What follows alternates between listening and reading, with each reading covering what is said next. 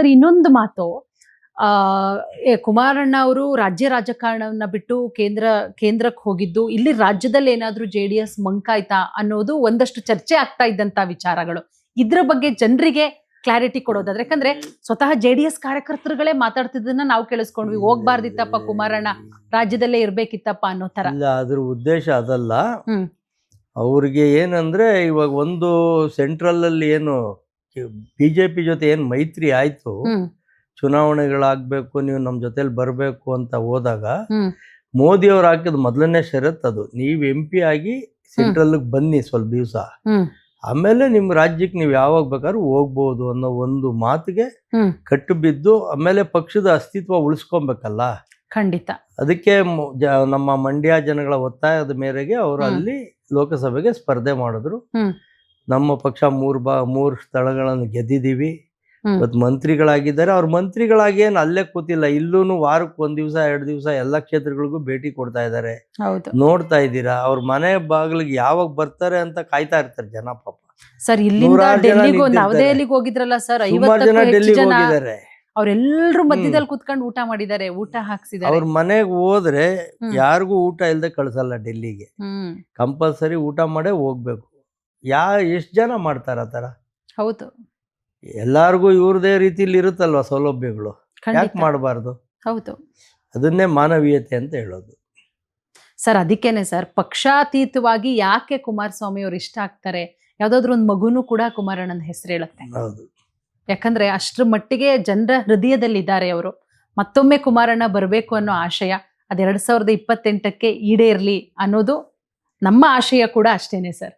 Definite ಆಗಿ ಇವತ್ತೇನು ರಾಜಕೀಯದಲ್ಲಿ ನಡೀತಾ ಇದೆ ರಾಜ್ಯದಲ್ಲಿ, ಎಲ್ಲ ವಿಷಯಗಳನ್ನು ಜನತೆ ಇವತ್ತೇನು ದಡ್ರೇನಲ್ಲ, ಎಲ್ಲ ಸೂಕ್ಷ್ಮವಾಗಿ ಗಮನಿಸ್ತಾ ಇದ್ದಾರೆ. ಇವತ್ತು ಯಾರನ್ನೇ ಹೋಗಿ ಕೇಳಿದ್ರು, ನಾವು ಪಕ್ಷದ ಅಭಿಮಾನಿಗಳು, ಪಕ್ಷದ ಕಟ್ಟಾಳುಗಳು, ನಮ್ಮ ಮಾತು ಪಕ್ಕಕ್ಕಿಡಿ. ಸಾರ್ವಜನಿಕವಾಗಿ ಜನಗಳು, ಒಬ್ಬ ಬಡವ ಇರ್ಬೋದು, ಒಬ್ಬ ಶ್ರೀಮಂತ ಇರ್ಬೋದು, ಯಾರ ಹತ್ರ ಹೋಗಿ ಕೇಳಿದ್ರು ಕುಮಾರಣ್ಣವರೇ ಬರ್ಬೇಕು ಇಲ್ಲಿ ಅನ್ನೋದನ್ನ ಒತ್ತಿ ಹೇಳ್ತಾ ಇದ್ದಾರೆ. ಮುಂದಿನ ದಿನಗಳಲ್ಲಿ ಡೆಫಿನೆಟ್ ಆಗಿ ಅದಾಗುತ್ತೆ. ಕುಮಾರಣ್ಣವರು ನಮ್ಮ ರಾಜ್ಯವನ್ನ ಕಾಪಾಡ್ತಾರೆ, ಜನಗಳಿಗೆ ಅನುಕೂಲ ಮಾಡಿಕೊಡ್ತಾರೆ ಅನ್ನೋ ಭರವಸೆ ಎಲ್ಲರಿಗೂ ಇದೆ. ಖಂಡಿತ ಸರ್. ಇನ್ನೊಂದು ವಿಚಾರ, ಈ ದಾವಣಗೆರೆ ದಕ್ಷಿಣದಾದ್ಮೇಲೆ CM ಆಪ್ತರನ್ನ ತಲೆದಂಡ ಆಗುತ್ತೆ, ವಜಾ ಮಾಡ್ತಾರೆ ಅಬ್ದುಲ್ ಜಬ್ಬಾರು ಮತ್ತೆ ನಸೀರ್ ಅಹಮದ್.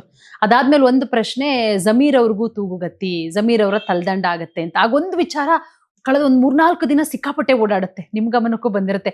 JDSಗೆ ಬರ್ತಾರೆ ಜಮೀರು, ಮತ್ತೆ ವಾಪಸ್ ಬರ್ತಾರೆ, ಕುಚುಕುಗಳು ಒಂದಾಗ್ತಾರೆ, ಈ ರೀತಿ ಡಿಫ್ರೆಂಟ್ ತಮ್ಲೈನ್ಗಳು ಬೇರೆ ಬೇರೆ ಚಾನೆಲ್ಗಳಲ್ಲಿ ನಾವು ನೋಡಿದ್ವಿ. ಏನಾಗತ್ತೆ ಒಂದ್ ಹೇಳ್ತೀನಿ ಕೇಳಿ, ಇವತ್ತು ಜಮೀರ್ಗೆ JDS ಅನಿವಾರ್ಯ ಆಗ್ಬೋದು, ಆದ್ರೆ ಕುಮಾರಣ್ಣವ್ರಿಗೆ ಜಮೀರ್ ಅನಿವಾರ್ಯ ಅಲ್ಲ. ನಿನ್ನೆ ಅದ ಕ್ಲಾರಿಟಿ ಕೊಟ್ಟರು ಅವರು, ಕುಮಾರಣ್ಣ ಅವರು. ಅರ್ಥ ಆಯ್ತಲ್ಲ? ಜಮೀರ್ಗೆ ಅಲ್ಲಿ ಬಿಟ್ರೆ ಬೇರೆ ಆಪ್ಷನ್ ಇಲ್ಲ, ಬಂದ್ರೆ ಇಲ್ಲಿಗೆ ಬರ್ಬೇಕು. ಆದ್ರೆ ಕುಮಾರಣ್ಣವ್ರಿಗೆ ಅವ್ರು ಬರ್ಲೇಬೇಕು ಸರ್, ಏನೋ ಸ್ವಂತ ಪಕ್ಷ ಕಟ್ತಾರೆ ಅನ್ನೋ ಮಾತು. ಅದು ನೋಡಿ, ಈಗ ಒಂದು ಪಕ್ಷ ಕಟ್ಟೋದು ಎಷ್ಟೋ ಜನ, ಯಡಿಯೂರಪ್ಪನಂತವರೇ ಪಕ್ಷ ಕಟ್ಬಿಟ್ರು, ಏನಾಯ್ತು? ಏನಾಗ್ಲಿಲ್ಲ. ಈಗ ಯತ್ನಾಳ್ ಅವರು ಕಟ್ಟಕ್ ಹೊರಟಿದ್ದಾರೆ ಸರ್. ನೋಡಿ ಮೇಡಮ್, ಪಕ್ಷ ಕಟ್ಟೋದು ಸುಮ್ನೆ ಬಾಯಲ್ಲಿ ಹೇಳದಷ್ಟು ಈಸಿ ಏನಲ್ಲ. ಸುಮಾರು ಜನ ಕಟ್ಟಿದ್ರು, ರಾಮುಲು ಅವ್ರು ಕಟ್ಟಿದ್ರು, ಯಡಿಯೂರಪ್ಪ ಅವ್ರು ಕಟ್ಟಿದ್ರು, ಬಂಗಾರಪ್ಪ ಅವ್ರು ಕಟ್ಟಿದ್ರು ಆ ಕಾಲದಲ್ಲಿ. ಹೌದು. ಯಾರು ಕಟ್ಟಿದ್ರು ನಮ್ಮ ದೇವೇಗೌಡರು ಒಂದು ಮನಸ್ಥಿತಿ ಏನಿದೆ, ಅವರು ಗಟ್ಟಿ ಛಲವಾದಿಗಳು. ಅವ್ರು ಇಂಥ ಕೆಲಸ ಆಗ್ಬೇಕು, ಹಿಂಗಾಗ್ಬೇಕು ಅಂದ್ರೆ ಬಡವ್ರ ಪರ ನಿಂತ್ಕೊಂಡು ಮಾಡೋ ಅಂಥವ್ರು. 25 ವರ್ಷ ತುಂಬಿದೆ ಒಂದು ಪ್ರಾದೇಶಿಕ ಪಕ್ಷ ಅಂದ್ರೆ ನೀವು ಯೋಚನೆ ಮಾಡಿ. ಕರೆಕ್ಟ್. ಅಷ್ಟು ಈಸಿಯಾಗಿ ಯಾರೂ ಬಾಯಲ್ಲಿ ಹೇಳಿದಷ್ಟು ಈಸಿಯಾಗಿ ಮಾಡೋಕ್ಕಾಗಲ್ಲ. ಕರೆಕ್ಟ್. ಯಾರು ಬೇಕಾದ್ರೂ ಹೇಳ್ಬೋದು, ಒಂದೇ ಸೀಟ್ ಗೆದ್ದಿದ್ರು, 2 ಸೀಟ್ ಗೆದ್ದಿದ್ರು ಅಂತ. ಅದಾದ್ಮೇಲೆ ತಿರ್ಗಾ ಬಂದು ಗೆದ್ದು ತೋರಿಸಿರೋದು. ಪ್ರಧಾನಿ ಆಗೋದಿದೆಯಲ್ಲ ಸರ್, ಸಾಮಾನ್ಯದ ಮಾತಾ ಲೆಕ್ಕ ಹಾಕಿ. ಇವತ್ತು ಡೆಲ್ಲಿನಲ್ಲಿ ಸೆಂಟ್ರಲ್ ಗೌರ್ಮೆಂಟ್ಗೆ ನಾರ್ತ್ ಇಂಡಿಯಾದವ್ರ ಲಾಬಿ ಯಾವ ಮಟ್ಟಕ್ಕಿದೆ, ಅವರೇ ದೇವೇಗೌಡರು ನೀವು ಪ್ರಧಾನಿ ಆಗಿ ಅಂತ ಅಂದಿದ್ದಾರೆ ಅಂದ್ರೆ, ಅವತ್ತು ಈ ವಿಷಯ ನಿಮ್ಮ ಇಬ್ಬರಲ್ಲೇ ಇರಲಿ, ನೀವೇನು ಮಾಧ್ಯಮದಲ್ಲಿ ಬಿಡುಗಡೆ ಮಾಡಬೇಡಿ. ರಾಮಕೃಷ್ಣೇಗೌಡರು ತುಂಬಾ ಸ್ಟ್ರಾಂಗ್ ಆಗಿ ಟ್ರೈ ಮಾಡಿದ್ರು ಅವತ್ತು ಪ್ರಧಾನಮಂತ್ರಿ ಆಗೋದಕ್ಕೆ. ಚಂದ್ರಶೇಖರ್ ಅವ್ರನ್ನೆಲ್ಲ ಇಟ್ಕೊಂಡು ತುಂಬಾ ಸ್ಟ್ರಾಂಗ್ ಆಗಿ ಟ್ರೈ ಮಾಡಿದ್ರು, ಬಟ್ ಆಗ್ಲಿಲ್ಲ. ದೇವೇಗೌಡರಾದ್ರು ಅಂದ್ರೆ ಲೆಕ್ಕ ಹಾಕೊಳ್ಳಿ. ಹೌದು, ಆ ರೀತಿ ಸರ್. ಈಗ ದೇವೇಗೌಡರು ಗೊತ್ತು, ಇಡೀ ಇಂಡಿಯಾಗೆ ಗೊತ್ತು ಅನ್ನೋ ಮಾತು. ಮೇಡಮ್, ಅವರು ಫಸ್ಟ್ ಪ್ರೈಮ್ ಮಿನಿಸ್ಟರ್ ಆದಾಗ ಅಮೃತ್ಸರ್ ಗೋಲ್ಡನ್ ಟೆಂಪಲ್ ಕ್ಲೋಸ್ ಆಗಿತ್ತು, ಅದನ್ನ ಓಪನ್ ಮಾಡಿ ಸಾರ್ವಜನಿಕರಿಗೆ ಬಿಟ್ರು. ಜಮ್ಮು ಕಾಶ್ಮೀರ ಹ್ಮ್ ಮಿಲಿಟರಿ ಆಡಳಿತ ಇತ್ತು, ಓಪನ್ ಆಗಿ ಜೀಪ್ ತಗೊಂಡು ಹೋದ್ರು ಪ್ರಧಾನ ಮಂತ್ರಿಗಳಾಗಿ. ಹೌದು ಇಂಥವೆಲ್ಲ ಅಲ್ಲಿ ಜನಗಳು ಯಾರು ಮರೆಯೋದಿಲ್ಲ. ಕರೆಕ್ಟ್. ಅರ್ಥ ಆಯ್ತಲ್ಲ, ಈ ಥರದ್ದು. ಇವತ್ತು ಪಂಜಾಬಲ್ಲಿ ಅವ್ರ ಹೆಸರಲ್ಲಿ ಒಂದು ಭತ್ತ ಬೆಳೀತಾರೆ ಅಂದ್ರೆ ನೀವು ಯೋಚನೆ ಮಾಡಬೇಕು. ಹೌದು ಹೌದು ಸರ್, ಅದ್ರ ಬಗ್ಗೆ ನಾನು ನಮ್ಮಲ್ಲಿರೋ ಕೇಳಿದ್ದೆ ಜನಗಳು ಸರ್. ಅವ್ರ ಹೆಸರಲ್ಲಿ ಒಂದು ಭತ್ತದ ತಳಿ ಇದೆಯಂತೆ. ಅಂದ್ರೆ ನೋಡಿ ಲೆಕ್ಕ ವೀಕ್ಷಕರೇ, ಹಾಕೊಳ್ಳಿ. ಎಂತ ಅದ್ಭುತ. ಅಲ್ವಾ? ದೇವೇಗೌಡರು ಹೆಸರಲ್ಲಿ ಒಂದು ಹಾ. ಭತ್ತದ ತಳಿ. ಯೋಚನೆ ಮಾಡಿ, ಅಂಥ ಮನುಷ್ಯರು ನಮ್ಮ ದೇಶಕ್ಕೆ ಎಲ್ಲೂ ಮತ್ತೆ ಸಿಗೋದಿಲ್ಲ. ಅವರು ಒಬ್ಬರೇ ಗೌಡ್ರು ಅಂದರೆ ದೇವೇಗೌಡ್ರೆ. ಖಂಡಿತ ಸರ್. ಸರ್, ಈಗ ನಮ್ಮ ನಿಖಿಲ್ ಕುಮಾರಸ್ವಾಮಿ ಅವರ ಬಗ್ಗೆ ಮಾತಾಡೋದಾದ್ರೆ, ಯಾಕಂದ್ರೆ ಬಹಳಷ್ಟು ಪ್ರಯತ್ನ ಮಾಡ್ತಾರೆ. 3 ಬಾರಿ ಅವ್ರಿಗೆ ಗೆಲ್ಲುವುದಕ್ಕಾಗ್ಲಿಲ್ಲ. ಬಟ್ ಆದ್ರೂ ಅವ್ರು ಛಲ ಬಿಟ್ಟಿಲ್ಲ ಸರ್. ತಾನು ಸೋತಿದ್ದೀನಿ ಅಂತ ಹೇಳಿ ನಿಖಿಲ್ ಕುಮಾರಸ್ವಾಮಿ ಅವರು ಮನೇಲಿ ಕುತ್ಕೊಂಡಿಲ್ಲ. ಇವತ್ತಿಗೂ ಕೂಡ ಪ್ರತಿ ಹಳ್ಳಿಗೂ ಹೋಗ್ತಾರೆ. ಇವತ್ತಿಗೂ ಮಂಡ್ಯ ಭಾಗದಲ್ಲಿ ಹೋಗಿ, ಮಂಡ್ಯ, ಹಾಸನಿಗೆ ರಾಜ್ಯದ ಬೇರೆ ಬೇರೆ ಭಾಗಗಳಿಗೆ ಹೋಗಿ ಯಾವುದೇ ಕಾರ್ಯಕ್ರಮ ಇರ್ಬೋದು ಹೋಗ್ತಾರೆ. ಯಾರೇ ಕಷ್ಟ ಅಂದ್ರೂ ಹೋಗ್ತಾರೆ, ಅವರಿಗೆ ಸಹಾಯ ಮಾಡ್ತಾರೆ. ಪಕ್ಷದ ವತಿಯಿಂದ ಏನ್ ಬೇಕು ಮಾಡ್ತಾರೆ. ಅಯ್ಯೋ ನಾನು 3 ಬಾರಿ ಸೋತ್ಬಿಟ್ಟೆ, ಜನ ನನ್ನನ್ನ ಸೋತ್ಬಿಟ್ರು ಅಂತ ಹೇಳಿ ಜನರಿಗೆ ಯಾವತ್ತೂ ಹಿಡಿಶಾಪ ಹಾಕಿಲ್ಲ. ನಾವೆಲ್ಲೂ ಕೂಡ ನೋಡಿಲ್ಲ. ಆಯ್ತು ಬ್ರದರ್ ಮಾಡೋಣ, ಜನ ಕೈ ಹಿಡಿತಾರೆ, ಇದೇ ರೀತಿ. ಬಟ್ ಮೊನ್ನೆ ಅವರೊಂದು ಭಾಷಣ ಕೇಳಿದಾಗ ಸರ್, ನನಗೆ ಪರ್ಸ್ನಲಿ ತುಂಬಾ ಜನ ಹೇಳಿದ್ರು, ಬಹಳ ಅದ್ಭುತವಾಗಿ ಭಾಷಣ ಮಾಡಿದ್ರು ಅವರು.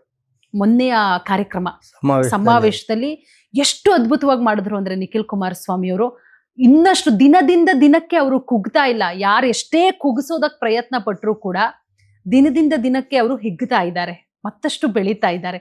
ನಿಖಿಲ್ ಕುಮಾರಸ್ವಾಮಿ ಅವರ ಬಗ್ಗೆ ಹೇಳೋದಾದ್ರೆ ಸರ್. ನೋಡಿ, ಇವತ್ತು ನಿಖಿಲ್ ಕುಮಾರಸ್ವಾಮಿ ಅವರು 3 ಸರಿ ಚುನಾವಣೆಯಲ್ಲಿ ಸೋತರು ಅನ್ನೋದು ಒಂದು ಪ್ರಶ್ನೆ ಅಷ್ಟೇ. ಅದು ಅವರು ಸೋತೆ ಅಂತ ಯಾವತ್ತು ನೀವು ಹೇಳ್ದಂಗೆ ಒಂದ್ ದಿವಸನೂ ಮನೇಲಿ ಕೂತ್ಕೊಳ್ಳಿಲ್ಲ. ಇಲ್ಲ, ಹೌದು. ಅವರು ಏನು, ಅವ್ರ ತಂದೆ ಕುಮಾರಸ್ವಾಮಿ ಅವರು, ತಾತ ದೇವೇಗೌಡರ ಅಪ್ಪಾಜಿ ಅವರು ಸಾರ್ವಜನಿಕನ ಬದುಕನ್ನು ಏನು ರೂಢಿಸ್ಕೊಂಡಿದ್ರು ಅದೇ ಹಾದಿನಲ್ಲಿ ಹೋಗ್ತಾ ಇದ್ದಾರೆ. ಹೌದು.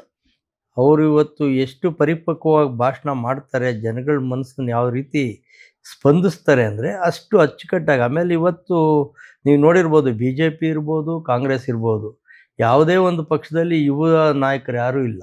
ಹೌದು. ನಮ್ಮ ನಿಖಿಲ್ ಕುಮಾರಸ್ವಾಮಿ ಅವರು ಯುವ ನಾಯಕರಾಗಿ ಇಡೀ ರಾಜ್ಯ ಸುತ್ತಿದ್ದಾರೆ. ಮೊನ್ನೆ 2 ದಿವಸದಿಂದ ಕಡೂರಲ್ಲಿ ಅವ್ರ ಜನ ಬೆಂಬಲ ನೋಡ್ಬೇಕಿತ್ತು. ಹೌದು ಸರ್, ಸಹಿ ಸಂಗ್ರಹ ಕಾರ್ಯಕ್ರಮ ಅದೊಂದು ಅದ್ಭುತವಾದಂತ ಕಾರ್ಯಕ್ರಮ. ಯಾವ ರೀತಿ ಇತ್ತು ನೋಡಿ. ಎಲ್ಲೇ ಹೋದ್ರೂ ಜನ ಸೇರ್ತಾ ಇದ್ದಾರೆ. ಅದು ದಿಕ್ಸೂಚಿ ಏನಂದ್ರೆ ಮುಂದಿನ ದಿನಗಳಲ್ಲಿ ಎಲ್ಲಾ ಭಾಗಗಳಲ್ಲೂ ಜನತಾದಳ ಇದೆ. ಯುವಕರು ಮತ್ತೆ ಮಹಿಳೆಯರು ತುಂಬಾ ಹೆಚ್ಚು ಪ್ರಬಲರಾಗಿ JDSಗೆ ಸಪೋರ್ಟ್ ಮಾಡ್ತಾ ಇದ್ದಾರೆ.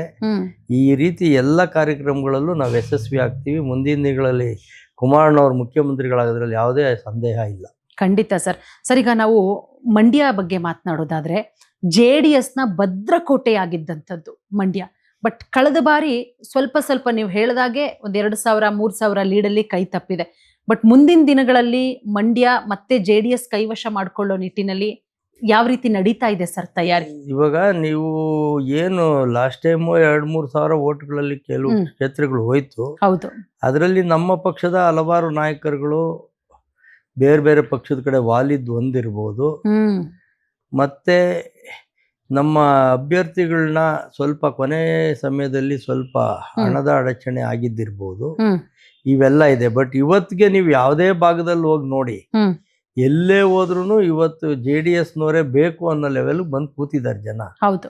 ಹಳೆ ಮೈಸೂರು ಭಾಗದಲ್ಲಿ ಮಂಡ್ಯ ಒಂದೇ ಅಲ್ಲ, ಮಂಡ್ಯ, ತುಮಕೂರು, ರಾಮನಗರ, ಹಾಸನ್, ಎಲ್ಲಿ ಬೇಕಾದ್ರೂ ಹೋಗಿ ನೀವು, ಎಲ್ಲ ಕಡೆನೂ ಒಂದು ಜನಗಳಿಗೆ ಭ್ರಮೆ ನಿರಸ ಆಗ್ಬಿಟ್ಟಿದೆ. ಈ ಸರ್ಕಾರ ಏನು ಮಾಡ್ತಾ ಇದೆ ಅನ್ನೋದು ಜನಗಳಿಗೆ ಏನು ಅವ್ರಿಗೆಲ್ಲ ಗೊತ್ತಿದೆ. ಒಂದು ಖಾತಾ ಮಾಡಿಸ್ಕೊಳಕ್ಕಾಗ್ತಾ ಇಲ್ಲ ಬಡವರು. ಒಂದು ಸೈಟ್ ತೊಗೊಂಡ್ರೆ, ಒಂದು ಎಲೆಕ್ಟ್ರಿಕ್ ಕನೆಕ್ಷನ್ ತೊಗೊಳಕ್ಕಾಗ್ತಾ ಇಲ್ಲ ಮನೆಗೆ ಬೆಸ್ಕಾಮಿಂದ, ಒಂದು ವಾಟರ್ ಲೈನ್ ಕನೆಕ್ಷನ್ ತೊಗೊಳಕ್ಕಾಗ್ತಾ ಇಲ್ಲ, ಒಂದು ಬೋರ್ ಹಾಕ್ಬೇಕು ಅಂದರೆ ಇವ್ರು ಪರ್ಮಿಷನ್ ತೊಗೊಂಡು ಹಾಕ್ಬೇಕು.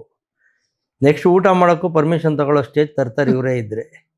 ಅದನ್ನು ಯೋಚನೆ ಮಾಡ್ಬೇಕು ನಮ್ಮ ಜನ ಅಷ್ಟೇ. ಖಂಡಿತ ಸರ್. ಒಟ್ಟಾರೆ ಗ್ಯಾರಂಟಿಯಿಂದ ಅಂತೂ ಜನ ಬೇಸತ್ತು ಹೋಗ್ಬಿಟ್ಟಿದ್ದಾರೆ ಸರ್. ಇನ್ನು ಇವತ್ತು ನಲ್ಪಾಡ್ ಅವರ ಮೇಲೆ ಇಡಿ ರೇಡ್ ಆಗುತ್ತೆ. ಈ ಬಗ್ಗೆ ನಮ್ಗೇನು ಬೇಡ ಬಿಡಿ ಮೇಡಮ್. ಅವೆಲ್ಲ ದೊಡ್ಡ ಮಟ್ಟದಲ್ಲಿ ಸರ್ಕಾರಗಳಿಂದ ಅವ್ರದ್ದು ಯಾವ್ಯಾವ್ದೋ ನ್ಯೂನ್ಯತೆಗಳಿದ್ದಾಗ ಆಗತ್ತೆ. ಅದ್ರ ಬಗ್ಗೆ ನಾವು ಚರ್ಚೆ ಮಾಡ್ಲಿಕ್ಕೆ ಇಷ್ಟಪಡಲ್ಲ. ಖಂಡಿತ ಸರ್. ಸರ್, ನಾವು ಮತ್ತೆ ಬ್ಯಾಕ್ ಟು ತಿಮ್ಮೇಗೌಡರು ಸರ್ ವಿಚಾರಕ್ಕೆ ಬರೋದಾದ್ರೆ, ಕಾರ್ಪೊರೇಟರ್ ಆಗಿ ಒಂದಷ್ಟು ಒಳ್ಳೊಳ್ಳೆ ಕೆಲಸಗಳನ್ನ ಮಾಡಿದ್ದೀರಾ. ಮುಂದಿನ ದಿನಗಳಲ್ಲಿ ಒಂದು MLA ಆಗಬೇಕು ಅನ್ನೋದು ನಿಮ್ಮ ಅಭಿಮಾನಿಗಳ ಆಸೆ ಇದೆ. ಸೊ ಹಂಗಾಗಿ ಈ ವಿಚಾರದ ಬಗ್ಗೆ ಏನ್ ಹೇಳ್ತೀರಾ ಸರ್? ಯಾಕಂದ್ರೆ ಅದನ್ನೆಲ್ಲ ನಾನೇನ್ ನಿರ್ಧಾರ ಮಾಡಿಲ್ಲ, ಹ್ಮ್. ಕಾಲನೇ ನಿರ್ಧಾರ ಮಾಡುತ್ತೆ ಅಷ್ಟೇ. ಯಾಕಂದ್ರೆ ನಿಮ್ಮ ಅಭಿಮಾನಿಗಳ ಆಸೆ, ನಾವಿಲ್ಲಿ ಜನರನ್ನ ಕೇಳಿದಂತ ಟೈಮಲ್ಲಿ ಅವರು ಕಾರ್ಪೊರೇಟರ್ ಆಗಿದ್ದಂತಹ ಟೈಮಲ್ಲಿ ನಮಗೆ ಬಹಳ ಈಸಿಯಾಗಿ ಸಿಗ್ತಾ ಇದ್ರು. ಇವತ್ತಿಗೂ ಕೂಡ ಅಷ್ಟೇ, ಪಾರ್ಕ್ಗಳಿಗೆ ಹೋದಾಗ ಇವತ್ತು ಅವ್ರಿಗೆ ಅಧಿಕಾರ ಇಲ್ದಲೇ ಇರಬಹುದು, ಒಬ್ಬ ವಿರೋಧ ಪಕ್ಷದ ನಾಯಕರಾಗಿ ಈ ಭಾಗದಲ್ಲಿ ಅಧ್ಯಕ್ಷರಾಗಿ ನಮಗೆ ಏನು ಬೇಕು ಆ ವ್ಯವಸ್ಥೆಗಳನ್ನ ಮಾಡಿಕೊಡ್ತಾ ಇದ್ದಾರೆ, ಸರ್ಕಾರಕ್ಕೆ ಮುಟ್ಟಿಸುವಂತ ಕೆಲಸ ಮಾಡ್ತಾ ಇದ್ದಾರೆ ಅಂತ ಹೇಳಿ ಸರ್. ಹಾಗಾಗಿ ಜನರ ಆಸೆ ಆಗಬೇಕು ಅಂತ ಹೇಳಿ. ಬಟ್ ಇದು ಇಲ್ಲಿ ಬಿಜೆಪಿ MLA ಇರೋದ್ರಿಂದ ಮೈತ್ರಿ ಯಾವ ರೀತಿ ಆಗಬಹುದು ಅಂತ ಕ್ಯೂರಿಯಾಸಿಟಿ ಸರ್. ಜಸ್ಟ್ ಎಲೆಕ್ಷನ್ ಟೈಮಲ್ಲಿ ಮೈತ್ರಿ ಬರುತ್ತೆ. ನಾವ್ MLA ಆಗ್ಬೇಕು ಅನ್ನೋದು ನಮ್ಮ ಹಿರಿಯ ನಾಯಕರುಗಳು ಮತ್ತೆ ದೇವರ ಇಚ್ಛೆ ಏನಿದೆ ಅದಾಗತ್ತೆ. ಅದ್ರ ಬಗ್ಗೆ ನಾನೇನು ನಿರ್ಧಾರ ಮಾಡಿಲ್ಲ, ಏನು ತಿಳಿಸೋಕ್ಕೂ ಇಷ್ಟಪಡೋದಿಲ್ಲ. ಖಂಡಿತ ಸರ್. ಸಾಕಷ್ಟು ವಿಚಾರಗಳ ಬಗ್ಗೆ ತಿಳಿಸ್ಕೊಟ್ರಿ ತಿಮ್ಮಗೌಡ ಸರ್. ನಿಮ್ಮ ಸಮಾಜಮುಖಿ ಕೆಲಸಗಳು ಇದೇ ರೀತಿ ಮುಂದುವರಲಿ, ಆ ದೇವರು ನಿಮಗೆ ಮತ್ತಷ್ಟು ಆಶೀರ್ವಾದವನ್ನ ಕೊಡ್ಲಿ. ಮತ್ತೊಮ್ಮೆ ನೀವು ನಮ್ಮ ಶ್ರೀನಗರ ವಾರ್ಡ್ಗೆ ಕಾರ್ಪೊರೇಟರ್ ಆಗಿ ಆಯ್ಕೆಯಾಗಲಿ, ಮುಂಬರುವಂಥ ದಿನಗಳಲ್ಲಿ ನೀವು MLA ಆಗಲಿ, ನಿಮ್ಮ ಕನಸು ಈಡೇರಲಿ ಅಂತ ಕೇಳಿ ನಾವು ಕೂಡ ಆಶಿಸ್ತೀವಿ. ನಮ್ಮ ಸ್ಪೀಡ್ ನ್ಯೂಸ್ ಕಡೆಯಿಂದ ತಮಗೆ ತುಂಬ ಹೃದಯದ ಧನ್ಯವಾದಗಳು ಸರ್. ನಮಸ್ಕಾರ. Thank you. ವೀಕ್ಷಕರೇ, ಇದಾಗಿತ್ತು ಈ ಹೊತ್ತಿನ ವಿಶೇಷ. ನೋಡ್ತಾ ಇರಿ ಸ್ಪೀಡ್ ನ್ಯೂಸ್ ಕನ್ನಡ.